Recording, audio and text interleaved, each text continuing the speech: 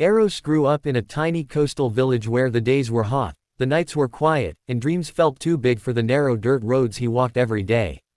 At just 13, he had already learned what hardship felt like. His father had passed away when he was young, leaving behind nothing but an old wooden guitar with chipped sides and strings that squeaked every time he played. It wasn't much, but to Eros, it was priceless. That guitar was his connection to the man he barely remembered, the man who once sang to him on long, warm nights by the sea. Every afternoon after school, Eros would sit near the beach market, perched on a broken crate, playing songs for tourists. Some days he made enough to buy a little rice for dinner, other days he went home with almost nothing. But he never complained. Music was the only thing that made him feel full. Despite the struggles, Eros carried a dream bigger than the horizon. Late at night, he watched America's Got Talent clips on a cracked phone screen, imagining what it would feel like to stand on a stage where the lights glowed like stars. He whispered to himself, someday, maybe someday. But even he knew it sounded impossible. Plane tickets cost more than his family earned in a year. Their roof leaked every time it rained. He could barely afford new guitar strings. Still, he believed. And sometimes believing was the only thing that kept him going. One afternoon, while playing a classic rock song his father used to hum, a traveler from the USA stopped in front of him. The man listened without speaking, capturing every second on his phone. When Eros finished, embarrassed by the imperfect guitar and his trembling voice, the traveler smiled and said, "Kid, your voice is something the world needs to hear." Eros didn't know what to say. He had heard compliments before, but this one felt different, like it carried weight. The man placed a generous bill in Eros's tin can, thanked him, and walked away. Eros didn't know that this moment would change his life forever. 2 weeks later, while sweeping the small front yard of his home, his neighbor came running, shouting his name. "Eros, you're on the internet. Millions of people are watching you." Confused, he grabbed his phone and saw his video, everywhere. The traveler had posted it, and it exploded across social media overnight. People commented about how his voice felt pure, raw, and unbelievably soulful. Reaction videos appeared. Bloggers wrote articles about the poor Filipino boy with the golden voice. Celebrities shared the clip. Even music teachers from the US analyzed his tone, calling him a natural-born storyteller. Eros stared at the screen in disbelief. His hands trembled, and tears filled his eyes. His mother rushed to him, asking what was wrong. When he showed her the views, millions and rising, she sat on the floor and cried. For the first time, she saw a future brighter than their struggles. But the biggest moment came the next morning. Eros opened an email that almost made him faint. It was stamped with an official seal and signed by the casting director of America's Got Talent. They wanted him to audition in Los Angeles. At first, he thought it was fake. But when he read it again and again, when he showed it to his teacher, when the village mayor confirmed it was real, he knew this wasn't a dream. This was destiny knocking at his door. That evening, the whole village gathered to celebrate with simple food, drums, and dancing. Everyone believed that Eros was meant for something extraordinary. Standing under the night sky, holding his father's guitar close to his chest, he whispered, "Papa, this is for you."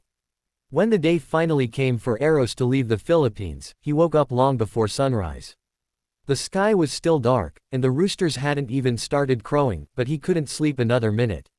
His mother carefully wrapped his father's old guitar in a blanket and tied it with rope so the airport crew wouldn't mishandle it. Eros kept touching it, like he feared it would disappear. They took a borrowed motorcycle to the bus station, then a long bus ride to the airport, and for the first time in his life, Eros saw planes up close, massive metal birds bigger than anything he had imagined. Everything felt unreal. At check-in, people stared at the shy boy with the worn-out guitar and wide eyes, but Eros didn't notice. He was too busy fighting the swirl of excitement and fear inside his chest. When the plane lifted off the ground, he held his mother's hand so tightly she laughed softly and said, "Relax, Anik, this is your future starting." During the long flight to Los Angeles, he couldn't sleep. He kept replaying the viral video in his mind, wondering if he really deserved the attention. What if the judges didn't like him? What if he choked on stage? But every time doubt crept in, he remembered the thousands of comments cheering him on, telling him not to give up. That gave him strength. The moment they landed in America, the world shifted. The airports were bigger, the people moved faster, the buildings outside stretched into the sky. Cars zoomed by like scenes from a movie. Eros pressed his face to the window of the taxi, overwhelmed by the noise, the lights, the sheer size of everything. When they arrived at the AGT studio, he froze. The set was gigantic, and the backstage area buzzed with performers practicing, rehearsing, and warming up their voices. Some had expensive instruments, professional coaches, stylists fixing their hair and makeup. Eros stood there in second-hand sneakers and a faded shirt, holding an old guitar wrapped in cloth. For a moment, he felt like he didn't belong. A staff member recognized him immediately. "Eros, you're the viral kid. Everyone here is excited to see you." Hearing that sent electricity through him. Maybe he did belong here after all. He walked backstage quietly, seeing dancers stretching, magicians rehearsing tricks, singers practicing high notes. He felt small, but he also felt ready. When they finally called his name, his heart hammered in his chest. The stage was brighter than he had imagined. The lights felt warm on his skin. The audience stretched endlessly, thousands of faces watching. Simon Cowell looked at him with his usual unreadable expression. Sophia smiled kindly. Heidi leaned in with curiosity. Howie gave him an encouraging nod. Eros swallowed hard when Simon asked, "What are you singing today?" His voice shook slightly when he answered, "Hotel California, sir." The audience reacted with a soft murmur. It was a legendary song, huge, iconic, risky. Eros lifted his guitar, strummed the first chord, and for a moment the sound was soft and shaky. But then something shifted inside him. He remembered playing barefoot on the beach, singing for coins, singing for his mother, singing for his father who was no longer there. He poured all of that into the music. His voice grew steady, powerful, emotional beyond his age. The room slowly fell silent, not out of politeness but out of shock. People leaned forward. Phones stopped recording because no one wanted to miss a second. His voice wrapped around the theater like something warm and aching. When he hit the final note, the room exploded into cheers, but before Eros could even breathe, Simon Cowell slammed the golden buzzer. Golden confetti burst from above, raining over Eros as his mother ran onto the stage crying. Eros dropped to his knees, overwhelmed. The dream that once felt impossible was now happening right in front of him. America had just witnessed something unforgettable. After his golden buzzer performance aired, Eros woke up to a life that no longer felt like his own. Before AGT, mornings were simple, sweeping the yard, helping his mother with chores, and practicing his songs by the shore. But now, he opened his eyes to thousands of notifications, new emails, interviews requesting his time, and strangers across the world calling him a miracle. His story had gone far beyond a viral video. It had become something bigger, hope for kids who grew up with nothing, inspiration for families struggling to survive, and proof that talent could rise from anywhere, even from a tiny village by the sea. But fame came with pressures he never expected. Producers wanted him to sing modern songs with studio-style arrangements. Agents suggested clothes he didn't feel comfortable wearing. Some even told him to put away his old guitar and replace it with something flashier.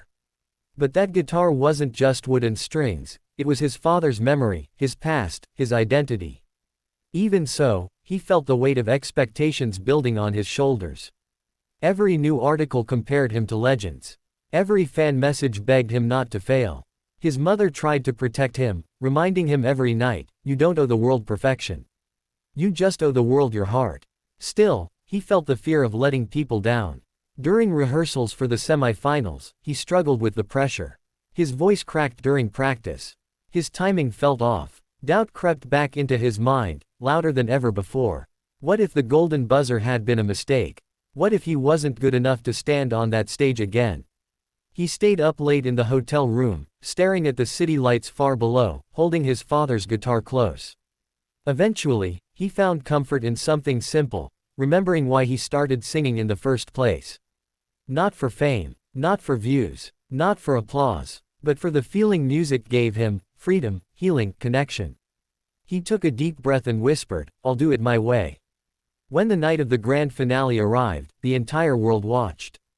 Eros stepped onto the stage, smaller than the giant screens behind him, but somehow shining brighter than any light around. He chose Bohemian Rhapsody, a dangerous choice for a young boy, a song full of emotion, range, and history. Producers warned him it was too big. Even the judges showed concern. But Eros trusted his heart. The moment he began singing, the theater fell silent. His version wasn't loud or showy, it was soft at first, almost like he was singing to one person in the room. Then it grew. His voice carried pain, hope, joy, and everything he had lived through. People in the audience wiped their tears. Cameramen glanced at each other, knowing they were capturing one of the greatest moments in the show's history. Halfway through the performance, even Simon Cowell looked different, less stern, more emotional, almost proud.